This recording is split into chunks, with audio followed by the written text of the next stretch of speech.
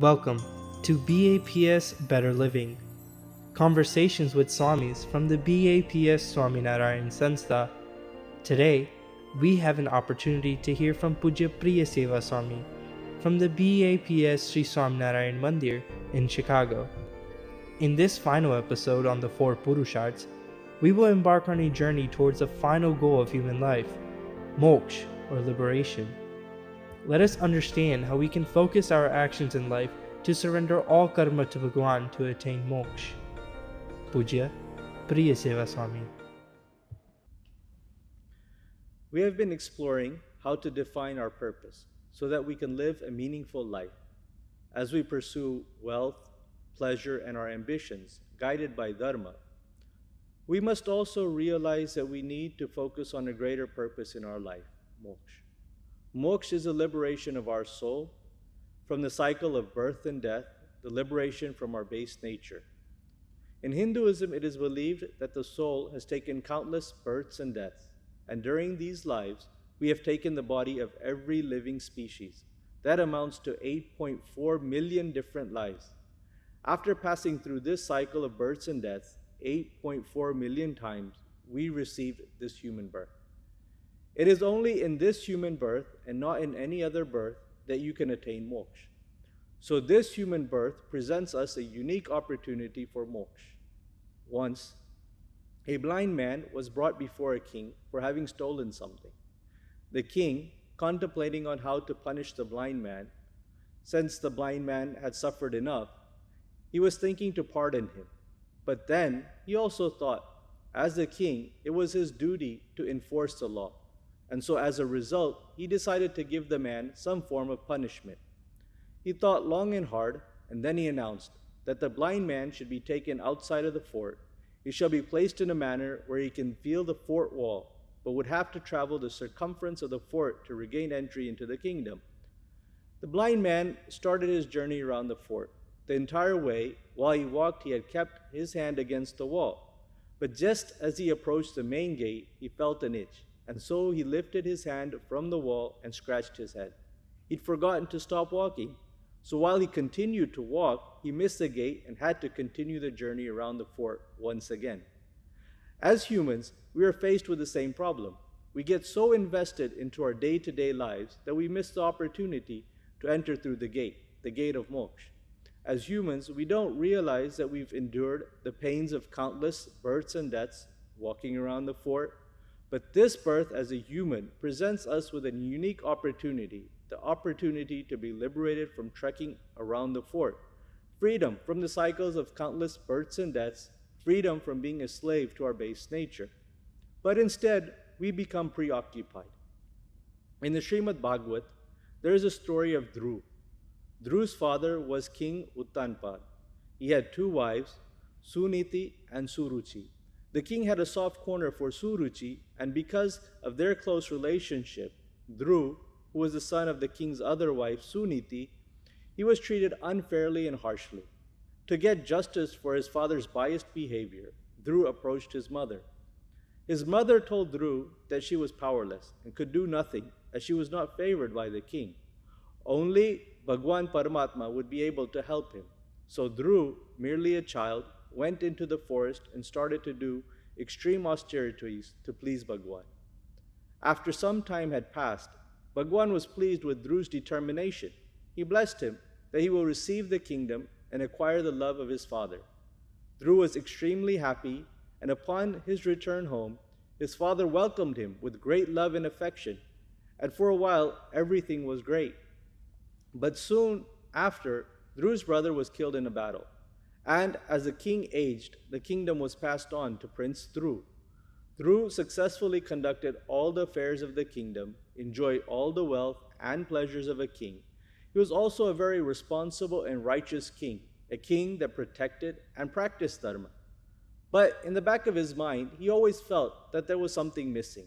He wondered, when he had met Bhagwan, why wasn't he able to ask for the ultimate happiness, liberation from the bondage of Maya, our baser instincts, or constant communion with Bhagwan? But instead, he had just asked for the kingdom and his father's love. He wished that he'd chosen a God-centric life versus a self-centric life. and so Dhruv realigned his purpose and made efforts for moksha. So, in our pursuit of dharma, arth, and akam, how can we ensure not to miss the opportunity of moksha? The pursuit of moksha does not require us to forsake the other purusharthas. Many times people believe that to acquire moksha, you must live a life of solitude, constant meditation, away from the day-to-day turmoil of regular life. But the reality is, we do not have to sacrifice anything. We do not have to go to the forest or the Himalayas. Instead, we must learn to live and perform our day-to-day karmas with spiritual insight. In the Srimad Bhagavad Gita, 4 types of karma are mentioned. Karma is any action that we perform in our daily lives, like eating, sleeping, working, maybe helping our neighbor. Any action we perform, we are either rewarded or we face consequences for our karma. The Gita classifies all karmas into 4 categories: vikarma, karma, satkarma, and akarma.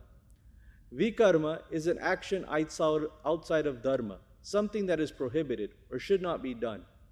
Karma is an action where we receive equal benefits or consequences from our action. Satkarma is an action done out of kindness, to help someone.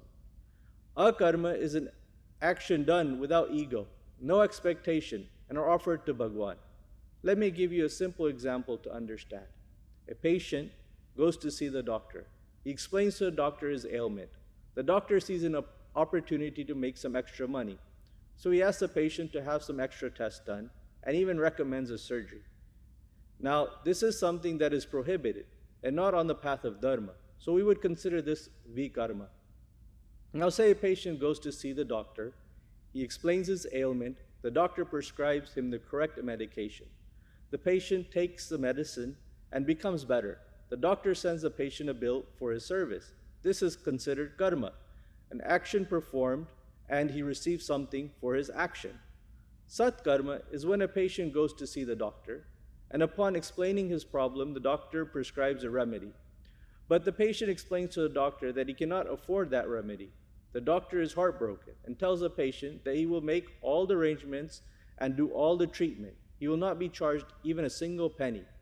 This is satkarma, something that is done out of the kindness of our heart. And finally, akarma. Akarma is when a patient goes to see the doctor. Upon explaining his condition, the doctor, he thinks, and before prescribing any treatment, he prays to Bhagwan, thanking him for the opportunity to serve, thanking him for giving him the intellect to help, and recognize what he prescribes to the patient is all going to be done according to Bhagwan's will and Bhagwan's blessings. Now, with this thought in mind, the doctor cares for the patient. Akarma is an action done without ego, no expectations, with the firm faith that God is the all-doer and we are merely His instruments.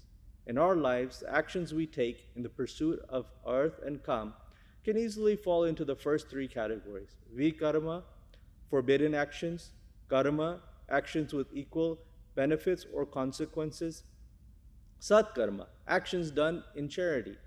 But the question is, how can a person convert all their actions into akarma, which helps them to the greater purpose for moksha? Krishna Bhagwan, Arjun's spiritual teacher, guides him by explaining, Mai sarvani karmani sanyasya adhyatma chetasa nirashir nirmamo bhutva yuddhasya vigata jvara. O Arjun, having offered all karmas to me with a mind that has attained Brahmbhav, becoming free of desires, free of the attachment born from desires, and being free of sorrow and fight. Mai sarvani karmani means to surrender our karmas and offer them to Bhagwan.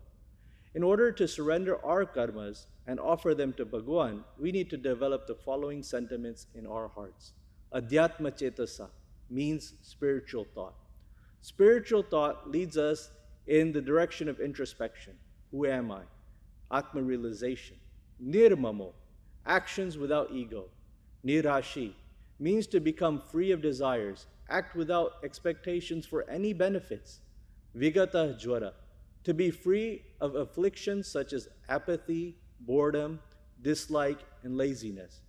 Performing our karmas as akarma is spiritual insight that allows us to achieve moksha. And for us to be able to take on this monumental task, we need the assistance of a true spiritual teacher. In the Srimad Bhagavad Gita, Arjun turns to Krishna as his spiritual teacher. Similarly, we see that Pramukh Sai Maharaj was such a spiritual teacher that gave purpose. He was able to teach individuals on how to transform their karmas to akarma.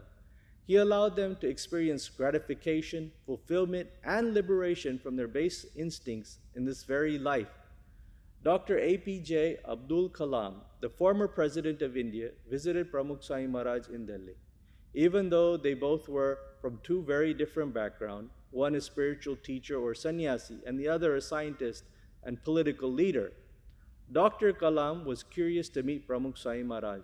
Dr. Kalam had a plan to develop India, the India 2020 plan, and wanted to share that with Pramukh Sai Maharaj and get Pramukh Sai Maharaj's blessings for his plan. He explained the plan and its 5 primary components: health and education, agriculture, information and communication, and technology. He explained these components in great detail to Swami Shri. Then he asked for blessings and sought Swami Shri's opinion. Swami Shri replied that everything was well thought out and detailed. Swami then said that there was one component that was missing.